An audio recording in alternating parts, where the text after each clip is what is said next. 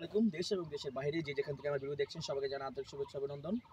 তো আমরা কিন্তু বিভিন্ন ধরনের ভিডিও দেখি, তরমুজের ভিডিও দেখি এবং আমরা গানের ভিডিও দেখি। তো আমরা একটু মনোযোগ সহকারে আমার এই ভিডিওটা দেখবেন। এটা হচ্ছে আমাদের মাঝে দুজন হাফেজ দাঁড়িয়ে আছেন। তো তাদের মুখ থেকেই শুনবো কোরআনের তেলাওয়াত একটি, সেটা মনোযোগ দিয়ে শুনবেন। জি, আসসালামু আলাইকুম শামীম ভাই। ওয়ালাইকুম সালাম। তো আপনি দর্শকদের উদ্দেশ্যে একটি সুন্দর একটি তেলাওয়াত করে শোনান। أعوذ بالله من الشيطان الرجيم.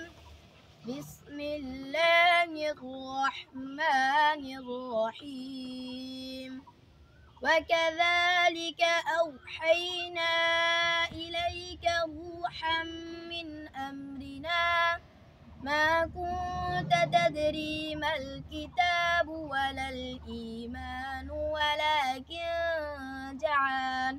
ولكن جعلناه نورا نهدي به من نشاء من عبادنا وإنك لتهدي إلى صراط مستقيم صراط الله الذي له ما في السماوات والأرض ألا إلى الله تسير الأمور صدق الله العظيم. মাশাআল্লাহ মাশাআল্লাহ, মারহাবা মারহাবা।